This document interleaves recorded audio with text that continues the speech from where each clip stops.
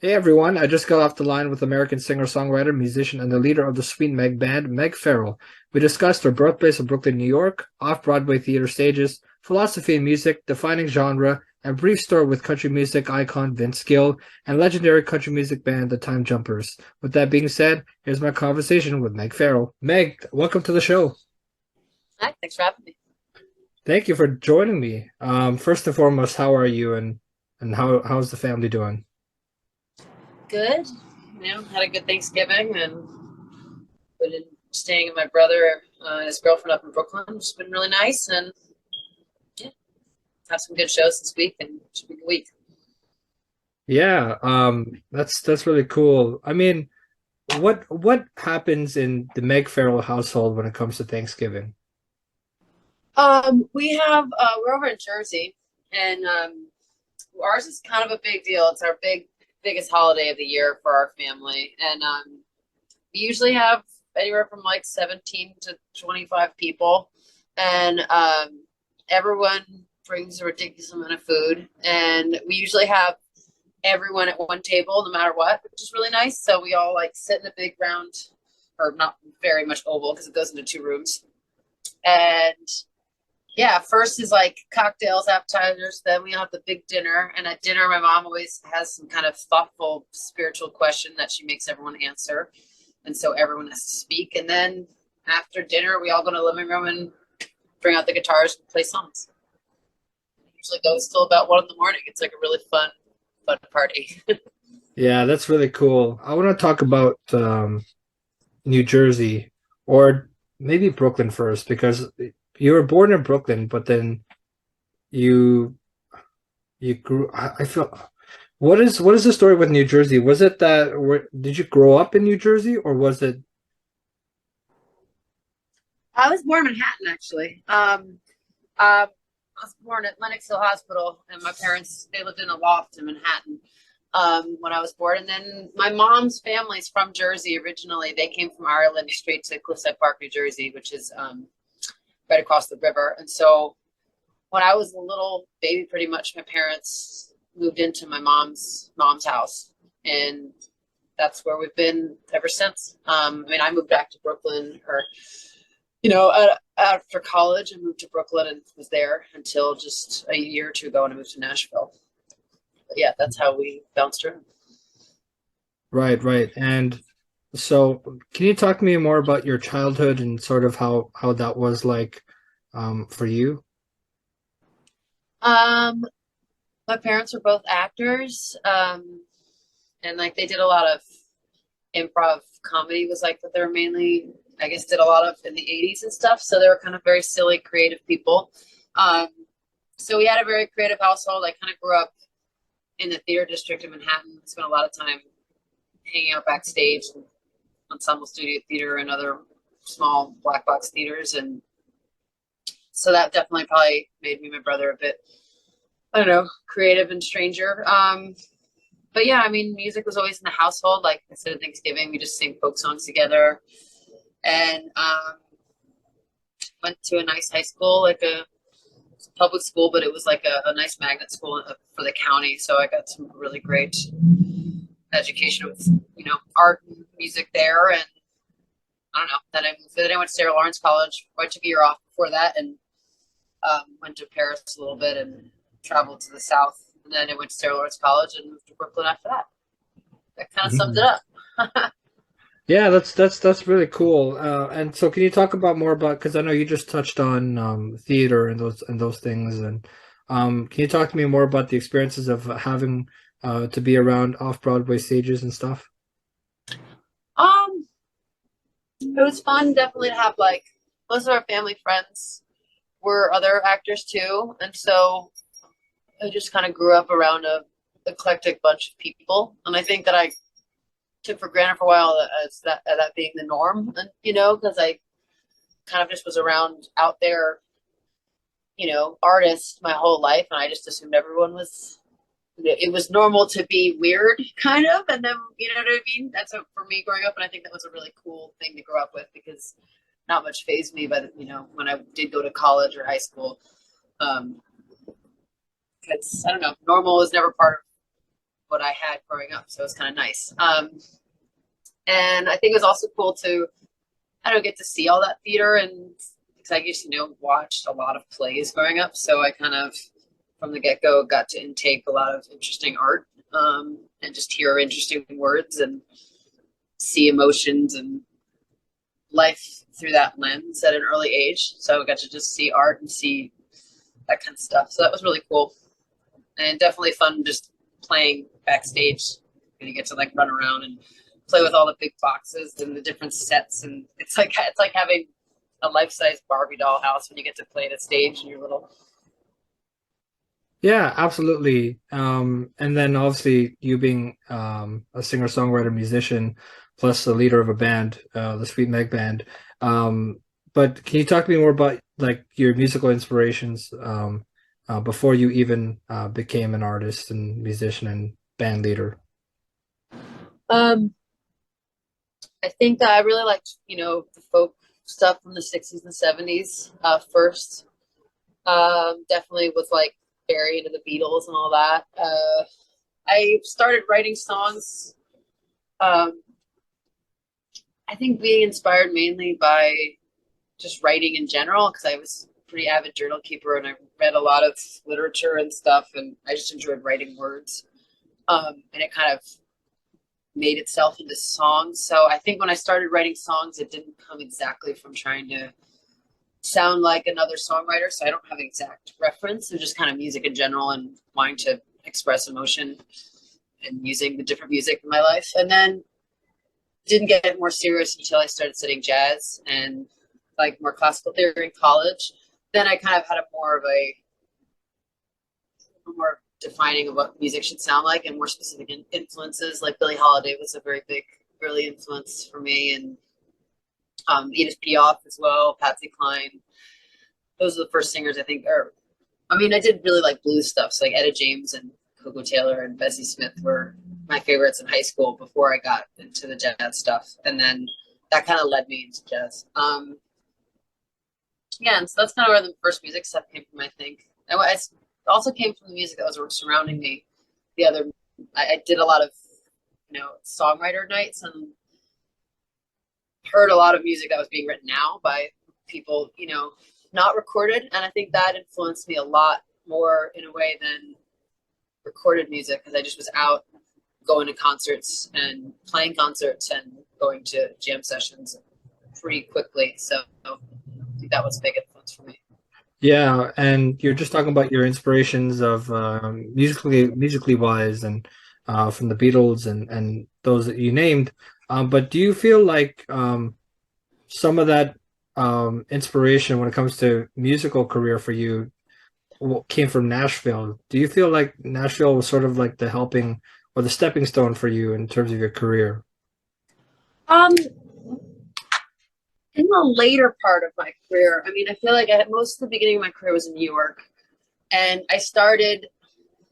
My first experience in the South was actually in North Carolina, instead of Tennessee, and so I remember I was working on a river then, and I kind of met some bluegrass people, and that was like the first of country music I'd really heard. So I didn't play it very much, but I learned a little, a couple bluegrass songs here and there when I was doing jazz in the city. And then when I started touring, maybe 6 years ago, when I started kind of booking things around the South, it just brought me through Tennessee, first North Carolina more, and then I started playing in Nashville, and I just started hearing more country music and more, not just bluegrass, but like the Patsy Cline stuff, and then really hearing like, I don't know, the more classic country like Loretta Lynn and Dolly Parton and Emmylou Harris and Waylon Jennings. When I started hearing that music played live, and also just from the scene I was in, I was like, oh, what is this stuff? This is cool. And that's when I started going to Nashville a little bit more and learning from the scene there. So it was kind of later that this started influencing me. And I moved down there the first time right before COVID. And then once I moved down there, which was like, I guess 3 years ago now, 3 years, that's when it really started influencing me a lot. Because then I was like totally engulfed in the country music scene. And that's when I really started learning to play it and writing that way and playing with those kind of players. So it's a bit later. So I wouldn't say, it wasn't my first influence, but something that I kind of grew into. Hmm.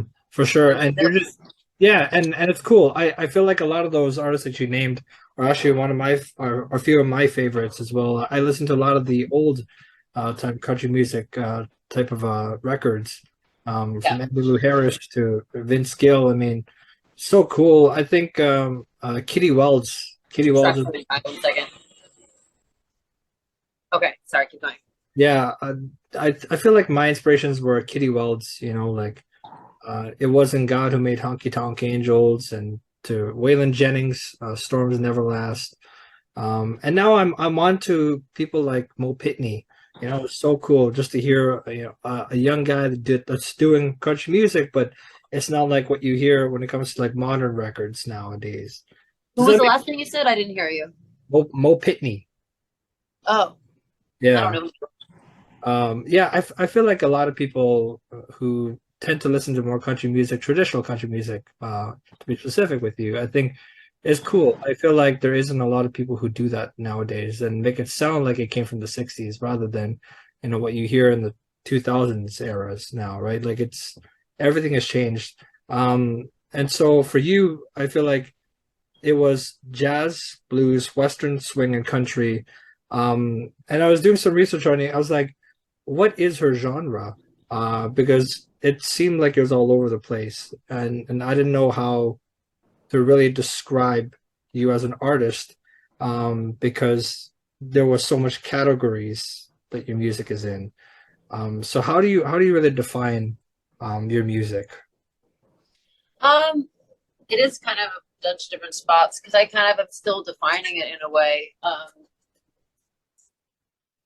have to grab some. Yeah, I'm still kind of defining it, but I mean, when it comes to the Sweet Meg stuff specifically, it definitely started with jazz and like early jazz. 1920s, 30s, 40s kind of jazz swing. And then now I'm moving with Sweet Meg stuff. I'm moving into Western swing, and there's always been a lot of blues elements in it because my very first influences like were Bessie Smith and that kind of early blues stuff, and then Billie Holiday. So I always have that influence in it.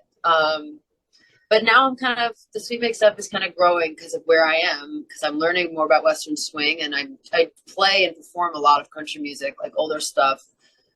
But I'm still kind of building that repertoire and learning a lot of it because it's newer to me and it's not what I grew up with. So that's still being defined how country it's going to get when it comes to the albums I'm making. Like if you see me live in Nashville, like it's going to be a lot of country music and Western swing. If you see me live in New York, it's going to be a lot of jazz with a little bit of Western swing. And so I'm not sure, depends on where I end up staying, that where the next album's going to go, but it's going to be Western swing for the next one, and then maybe a little bit of rock and roll, maybe a little this and that. And then my original music, which is like I put under Megg Farrell, that is just my stuff. And so I kind of like to, because the Sweet Meg has to be defined by these kind of specific genres, I let the Megg Farrell just be literally anything that happens. It's just what comes out of me, and I think it ends up falling in like Americana and indie rock kind of stuff, but I'm allowing that to not, I don't really feel like I need to define it because I'm just like, oh, it's just going to be what it is. And then it can get defined by whoever needs to do that. And it's not my job. And then, yeah. Does that make any sense? Yeah, honestly, that completely makes sense because I feel like there are a lot of artists who jump into all sorts of different things, but then it's their own thing, right? It's not just like they just wanted to do whatever they wanted to do. It's just because of people learn from different things, and they grow into certain things, and people age, and then they say, I want to do this music, and then because I didn't get to do this music in my early years, here's a part of me where I want to now dive into doing that type of genre because it's what I wanted to do before, but I just didn't have the chance to because I wasn't wise enough back then to understand what the magnitude of that genre was. Mm-hmm. And so how do you define genre?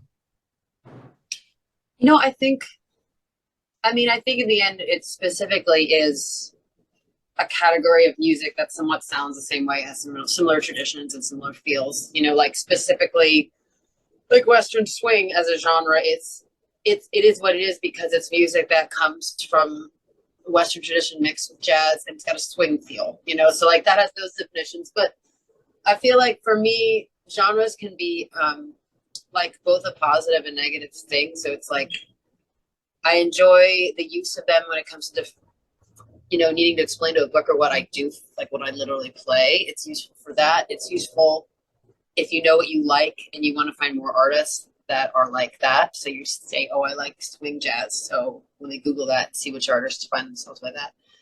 But I feel like it's negative when you have to, as an artist, be forced to just pick one.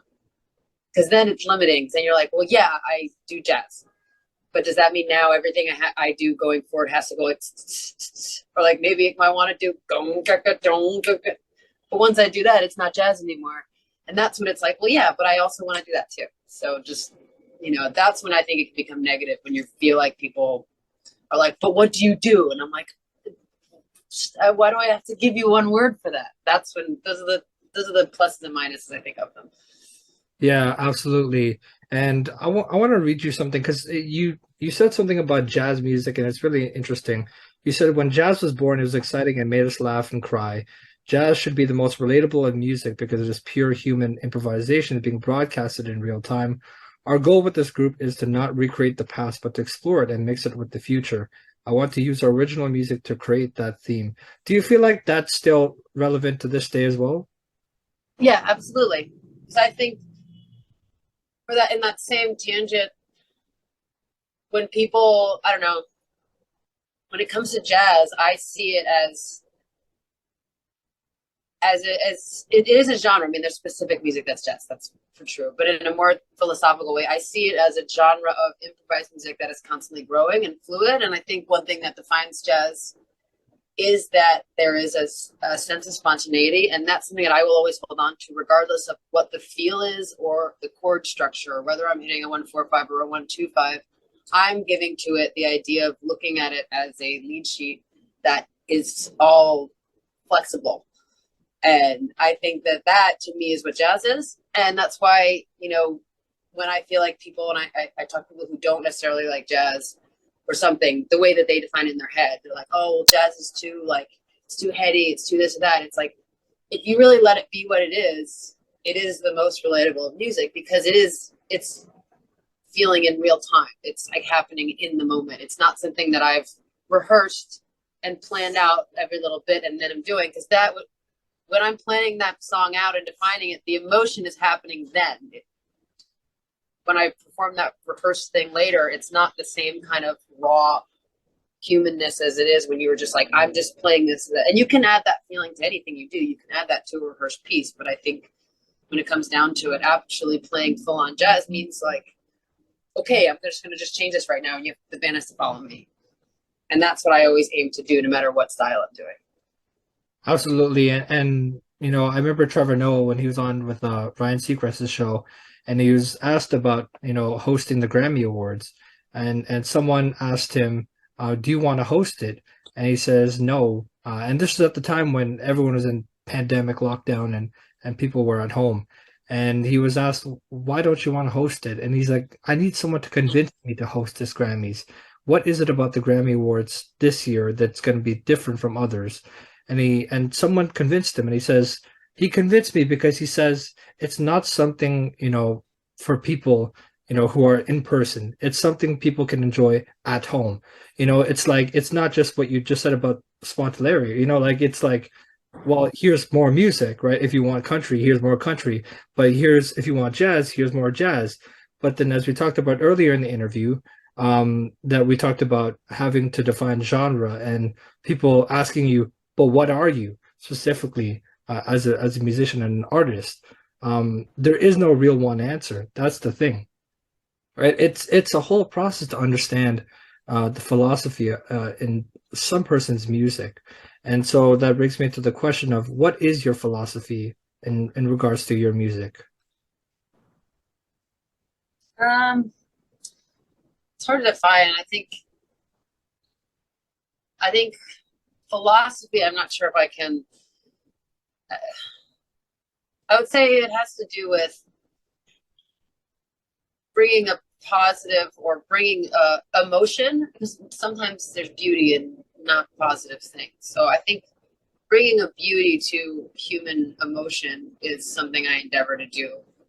So I think for me, what music that means a lot to me, like when I listen to Billie Holiday, for example, like there's so many times where I was feeling something, any kind of extreme feeling, happy or sad, and that artist, she gave me so much of that same emotion in her, the way she performed, that it kind of was therapeutic and massaged my heart and my soul a little bit. And I think that was such a positive thing for me that music did for me throughout my life in many different ways. Like it just helped me live and understand the world around me in a beautiful way, and it defined my emotions in a beautiful way with beautiful sounds.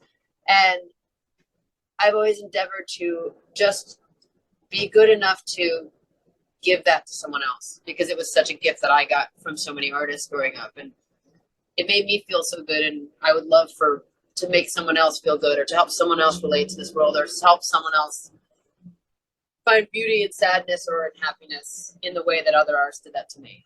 So that makes sense. I don't know if that's a philosophy, but it is definitely a pursuit, or it defines my music, or defines why I do music.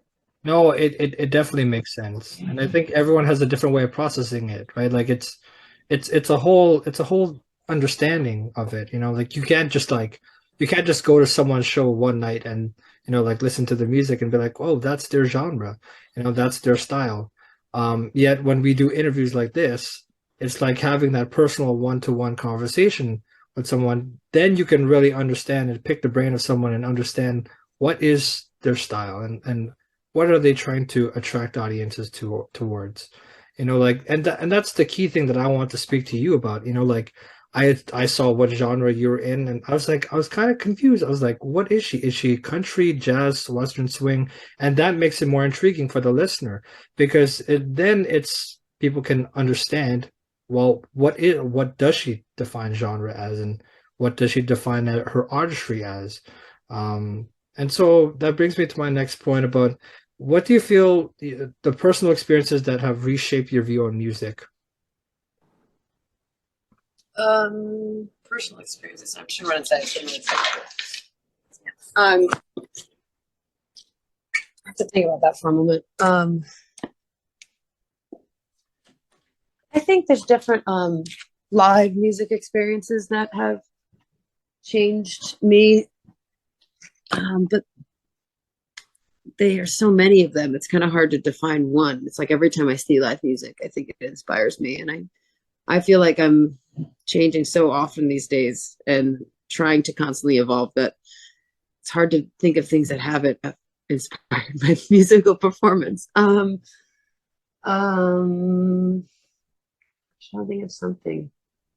I mean, I think the first time I went to Nashville more seriously, and I think I spent a weekend on my own kind of searching. I was still living in New York, and I went down there to the Nashville Palace, and someone told me to go there. I think I went to saw a rockabilly band Friday night at Leela's and had a really great time, and I just had no idea what to do. And I asked someone and the band, I was like, what should I do tomorrow? And they're like, oh, it's the Metropolitan Awards show or whatever is going to be at the Palace, so there's going to be bands all day. And I was like, that sounds fun. So I went there, and I met a bunch of people. Like, people were super kind to me, and the bands was really fun, and everyone was dancing and two-stepping, and that was really cool. And from that, I got invited to a thing the next night, which was Santa's Pub, and I was like, this is also amazing. It's so much like what I would have thought country music would be like, in a place where everyone plays it.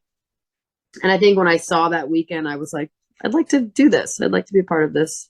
And it kind of inspired me to learn more about the history of it and learn more about the music. And I'm still very much in training with that stuff. I'm still very much a New Yorker Yankee when it comes to what I grew up with musically. So I'm kind of learning a lot about country music still from Nashville, and still getting a lot of influences from that.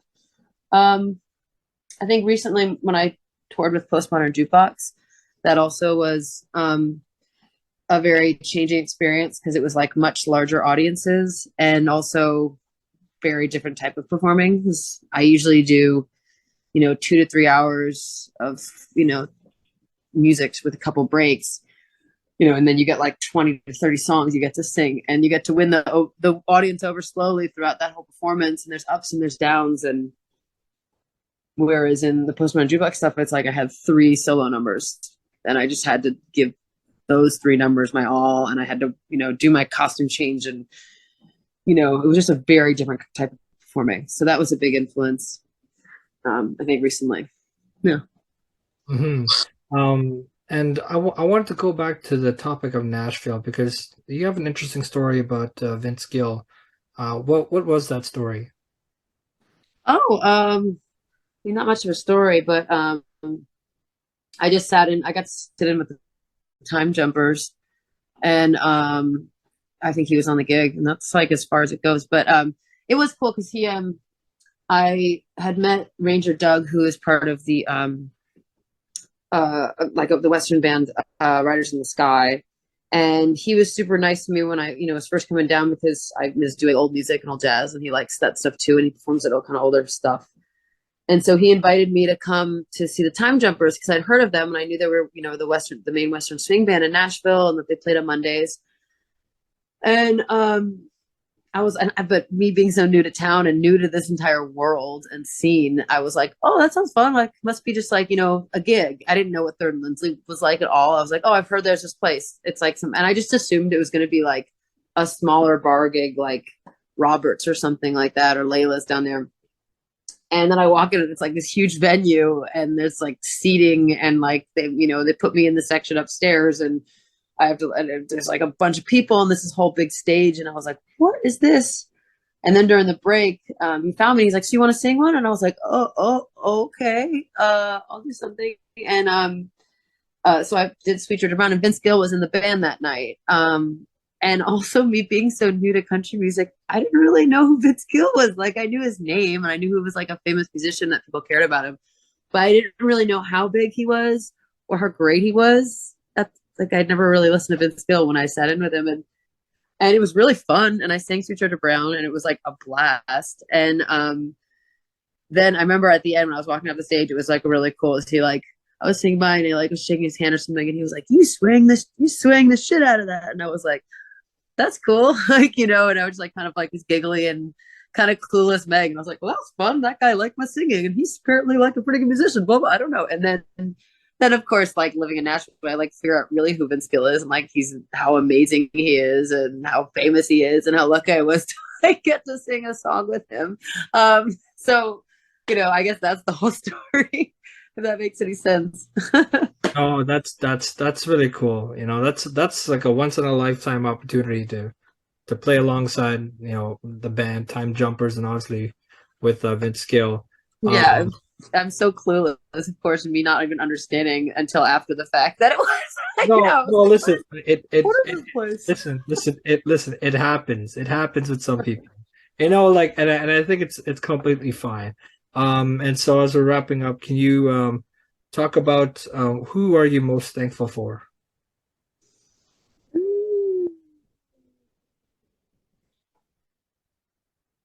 And that changes a lot, but I mean, I'm always going to be very thankful for my family, because we're really close, and they're, you know, really loving. I have really loving parents who are really supportive and will do anything to help me and my brother. And my brother is also really loving and supportive brother. And if, you know, so they're always, and in my extended family too, my aunts and uncles. I have very, very tight family, and I'm very, very lucky to have such a positive experience in my life. And then after that, I mean, I'm thankful for so much. I'm thankful for, it's mainly humans, because I feel like the other humans in my life are the ones that have, I don't know, you can get as much stuff or go to a million places, but it's the people in your life that really matter. So thankful for, you know, my friends Brandon and Seth, who are my buddies. I'm thankful for, you know, Abby, who I'm staying with, is my brother's girlfriend. She's wonderful. And thankful for my, you know, my partner, and for Scott, the guy who produces me, and, you know, it could go on and on and on. Yeah, and you might as well thank Vince Gill too for that the comment as well. Yeah. So, well, for the last question, I want to ask you, what is your number one advice for aspiring artists, musicians, or bands?